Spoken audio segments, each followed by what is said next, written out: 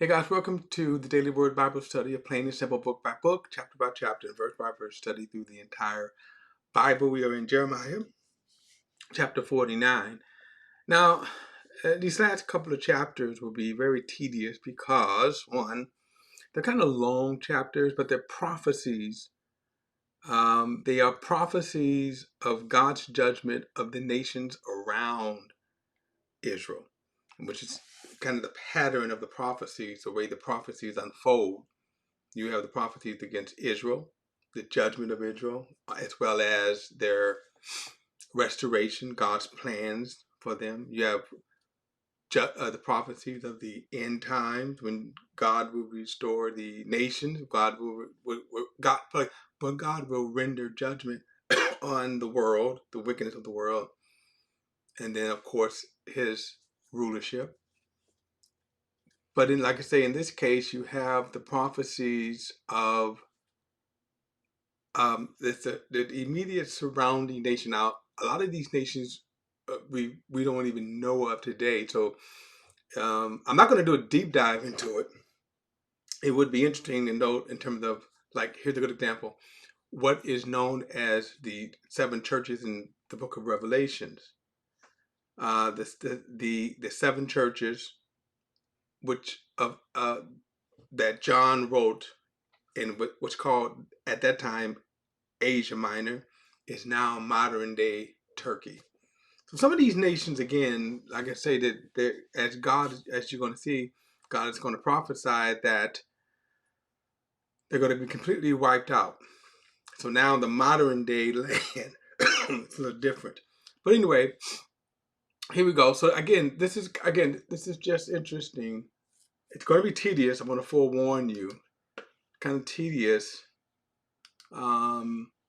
because again, one of the things about this kind of prophecy is that God is very detailed. So as I said last time, it would be like when He prophesies, right? When He prophesies, um, um, like if He was using this room, He would describe every room, right? I mean, kind of like every detail about this room. Like God is going to strip the paint off of the walls, and He's going to take down. Whoa! He's going to take down. There we go. He's going to tear up the blinds. He's going to tear down the bookshelves. I mean, it's very detailed. So for that, again, these last couple of chapters, like I say, we're going to be a lot of detailed prophecies about the nations around there. So verse 1, chapter 49. He says, against the Amorites, thus saith the Lord, has Israel no sons? Has he no heir?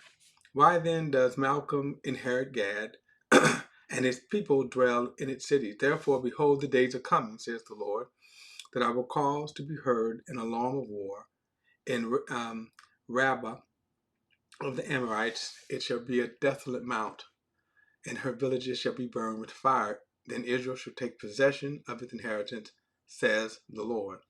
Wail, O Heshbon, for Ai is plundered. Cry, you daughters of Rabbah. Girt yourselves with sackcloth, lament and run to and fro by the walls. For Malcolm shall go into captivity with its priests and its princes together.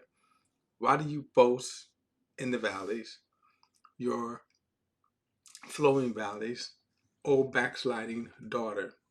Who trusted in her treasure, saying, who will come against me? Behold, I will bring fear upon you, says the Lord of hosts.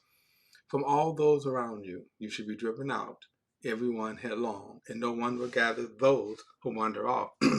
But after that, I will bring back the captives of the people of Ammon, says the Lord. So what kind of future for Ammon? And let me just say this too. What we see, especially we're going to see this vocalized in Daniel, God ruling in the kingdoms of the world, the nations. This idea, this notion that God is somewhere invisible, away, in another universe. No, God is actually ruling here in the kingdoms of the world. Verse 7. against Edom. Now, Edom are the descendants of Esau. So Jacob and Esau, and you remember that it says Esau have I hated, but Jacob have I loved. These are Esau's descendants. Verse 7, against Edom, thus saith the Lord of hosts, is wisdom more than Teman? Has counsel perished from the prudence? Has their wisdom vanished? Flee, turn back, dwell in the depths, O inhabitants of Dedan. For I will bring the calamity of Esau upon him, the time that I will punish him. If gatherers come to you, would they not leave some gleaning grapes? If thieves buy not, would they not destroy until they have enough? But I have made Esau bare. I have uncovered his secret places, and he shall not be able to hide himself. His descendants plunder his brethren and his neighbors, and he is no more. Leave your fatherless children, and I will preserve them alive, and let your widows trust in me. For thus says the Lord, behold, those whose judgment was not to drink of the cup have assuredly drunk. And are you the one who will altogether go unpunished? You shall not go unpunished, but you shall surely drink of it. For I have sworn by myself, says the Lord, that Bozrah shall become a desolation, a reproach, and a race, and a curse, and all its cities shall be a perpetual waste. So again, you see God is very much involved in the world. Okay, now we live today, so the message of the gospel prevails. So, but if you think about here, God is speaking through his prophet of the evils, okay, of all these nations that sometimes we think that they're getting away with evil. Well, we can see here they're not. Verse 14, I've heard the message from the Lord. An ambassador has been sent to the nations. Gather together, come against her, rise up to battle. For indeed, I will make you small among the nations, despised among men. Your fierceness have deceived you, the pride of your heart, O you who dwell in the clefts of the rocks, who hold the height of the hill. Though you make your nest as high as the eagles, I will bring you down from there, says the Lord. Edom also should be in astonishment. Everyone who goes by it will be astonished, and will hiss at all its plagues, as in the overthrow of Sodom and Gomorrah, and their neighbors, says the Lord. No one shall remain there, nor shall the son of a man dwell in it. Now, one of the interesting things about when you said the overthrow of Sodom and Gomorrah, some thousands of years later, we see God testifying of the reality of Sodom and Gomorrah. I say that because there are some people that always try to make these realities, these historical facts, mythical metaphors, whatever. No. Verse 19, behold, he shall come up like a lion in the floodplain of the Jordans against the dwelling place of the strong. But I will certainly make him run away from her. And who is a chosen man that I may appoint over her? For who is like me? Who will arraign me? Who is that shepherd? Who will withstand me? Therefore, hear the counsel of the Lord that he has taken against Edom, and all his purpose that he has proposed against the inhabitants of Teman.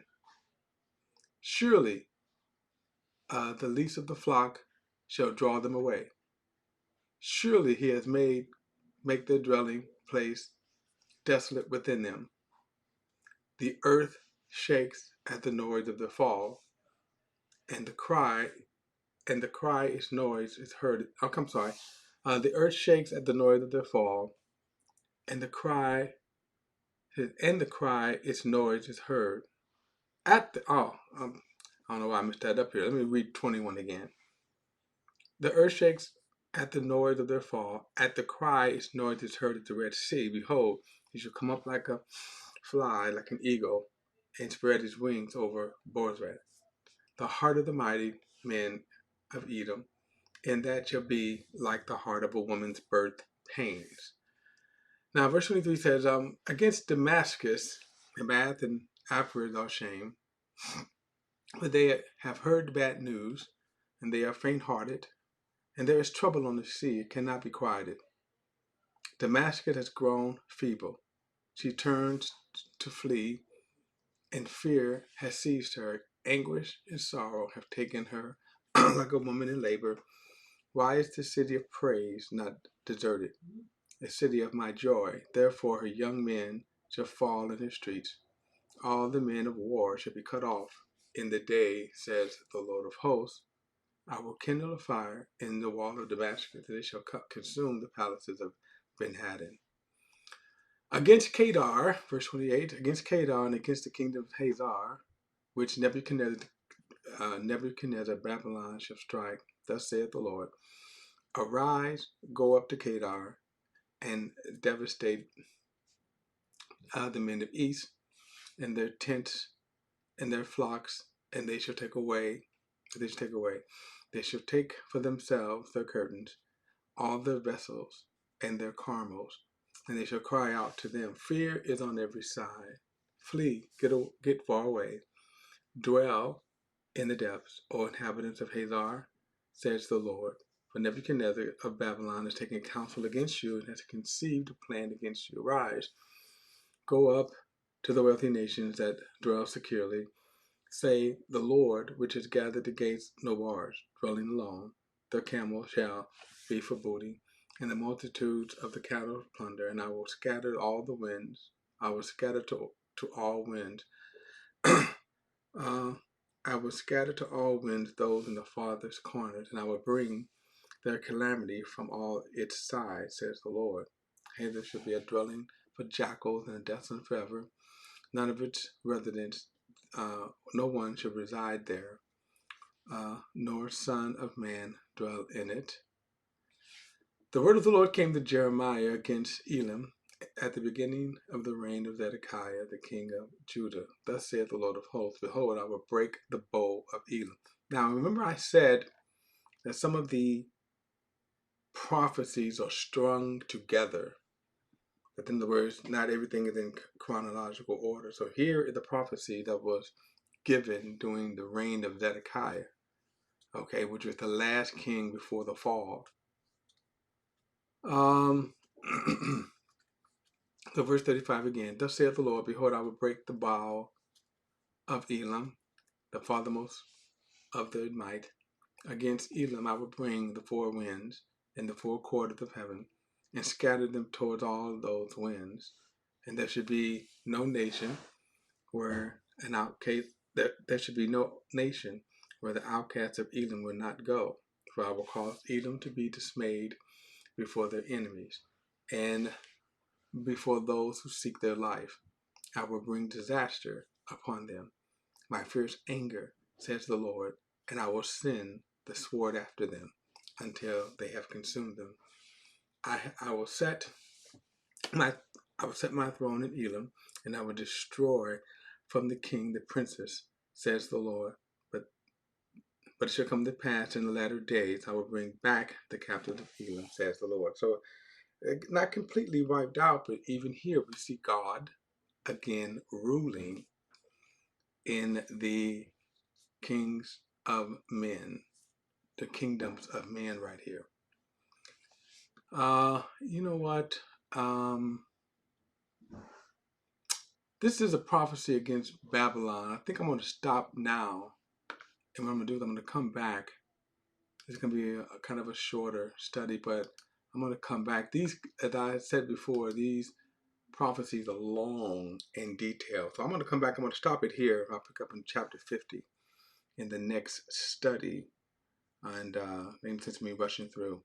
Alright guys, don't forget to like and share this video and subscribe to BP The Bible Perspective. And as always, if you have a thought or comment, add it to the comment section below. All comments are welcome. I'll see you in the next study.